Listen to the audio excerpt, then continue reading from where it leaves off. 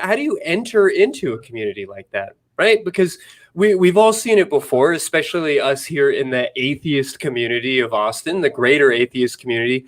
Every community, whether we're talking about online or in person, has those tourists, those people who are just sort of like here to walk through, act like they own the place, assume they know everything, and then make a mess.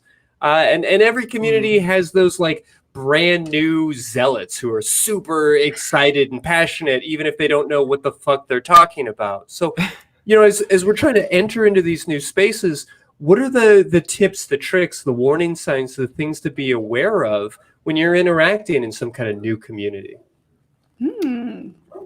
Yeah, I think this is interesting. It may not directly apply, it's kind of synonymous, but I've always noticed, at least for myself, when I'm exploring new ideas, I often, when I'm first introduced to that idea, I'll really cling on to it and I'll really swing heavy into that camp. I'll become one of those zealots you were talking about. But as I've gotten older, I've kind of recognized that initial gut swing is usually going to be met with me kind of coming back down into a more of a centered position. So I think, a lot of those things do just kind of come with age and experience of just recognizing that, like, as you learn more about yourself and who you are and how you think and interact with the world, that, you're always going to be kind of approximating more of your self-actualized potential. Yeah, I found the same thing. I'll get super into something, and it's the same. It's a common reaction to learning about something new or finding a new hobby, right? Like, right. I got super into cooking over quarantine, and for a while, my Twitter page was just like, "This is an amazing recipe. Here's a picture of what I did." Like, it was obnoxious. It wasn't what the people of my Twitter account signed up for, but. Or like a new TV show, right? Oh my goodness, all I want to talk about are these new characters. Have you seen Umbrella Academy season 2? But and it can be the same with ideologies and identity and kink and all of this, because we have to an extent commercialized it, right? It is part of our consumptive habits, and so we're going to consume it to the point where we then get sick of it and have to back away, or at least moderate how we're interacting with the content. So yeah, I think that being understanding that for both the tourists and the people and the zealots, for lack of better terms, I love that distinction. The tourists, if they're there and they're interacting honestly, even if they're being obnoxious, like, okay, as long as they're not hurting anybody, let them make a mess and leave. It's fine. I grew up in Gettysburg. I know they're the annoying tourists. Yeah. I know tourists. But that was a very Trumpian thing to say. I know tourists. But yeah, and then for the zealots, they're maybe whatever they are. They're excited. It's all brand new and colorful, and you're going to be looked at as somebody experienced who can validate them and give them the encouragement they need. And if all that you do is say, I see you, I validate your experience, you're in the right place, maybe let's take it down a notch, or let's consider this other perspective, and be that kind of guiding force. We don't have very many, for lack of a better term, elders in the queer community, right? We weren't given that. And so as we become older, especially the first wave of, millennials on the internet, we are, in a way, this generation of queer elders who are guiding this conversation and helping shape the people who are brand new and coming to this for the first time. So I don't know, that got a little bit more aspirational than I expected at the beginning of the ramble, but great. I mean, it sounds like you're calling all of us to, I guess, be opening and expansive when it comes to our community. And I hear that, and I want to mirror and echo that.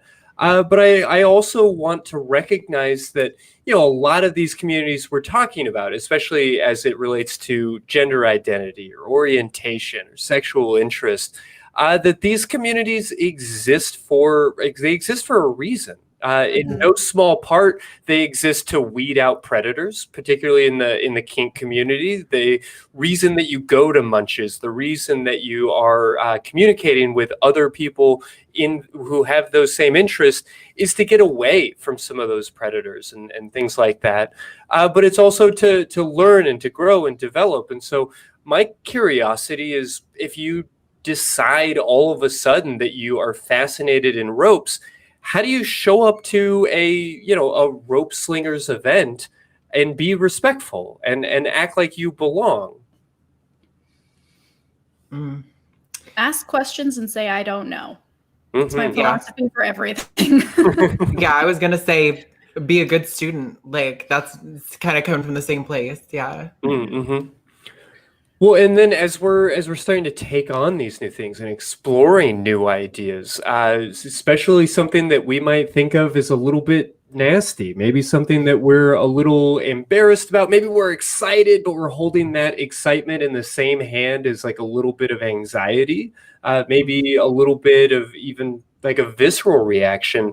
How are you checking in with yourself? How do you make sure that your exploration is going at a pace that keeps up with your excitement, but that doesn't get too far out over your skis?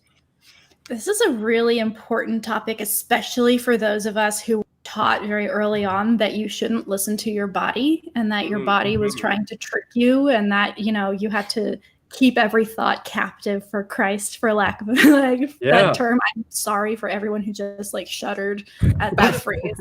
But yeah, it is really hard to learn that, I am intimately connected with my body, and my discomfort may show up in ways that don't register mentally right away, right? They might not be a thought, I don't like this. It may be stomach cramps, right? It may be a sense of anxiety in the back of your skull, right? It could be anything. So learning how your body reacts to stress, learning how your body reacts to anxiety and discomfort, and listening to that is so important and so difficult. So one thing that I've done that really has helped me give myself and my partner a little bit of grace in this situation is to say, I'm probably not going to know right away if I like something or not. It's not going to be a situation where, there is a line and you just crossed it and now there's no turning back and all of a sudden I'm upset. It's going to be a process of figuring it out slowly. And if I realize, actually, you know what? I haven't really been enjoying this thing. It's not why didn't you tell me you weren't enjoying it? It's more of we figured out together that this is not something that you like very much. So being open with yourself and with your partner and saying, hey, I'm still learning my own body. I was not given the opportunity to get in touch with it at the age when I should have been. So this is going to be a slow process. And sometimes I may say I like something and think I do and realize later that I don't.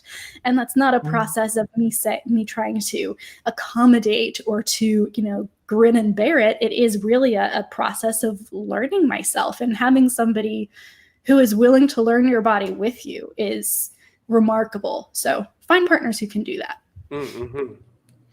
Yeah, I think as an extension of that, I would just add, aside from partners, if you have your chosen family or whatever community you have around yourself, if you obviously it's not possible for everyone. I know a lot of people, probably people who find a lot of the ACA shows are maybe in environments where they don't have the greatest support system, but if you do, people who you really trust, bouncing these things off of them, being like, hey, I've heard these ideas recently, I've just gotten into this this new thing or this new community, kind of see how they respond to it, because if you trust these people and you think they're going to honestly give you empathic feedback, then I think that'll give you a good frame of reference to kind of say they reacted differently than I expected them to, or differently than I did personally. What does that mean about this? It can just kind of help you navigate some of those questions, because really it does come down to just more of, being introspective and really, asking yourself those questions. How do I feel about it? Is that stomach cramp from anxiety, or did I have a coffee too recently? What's going on here?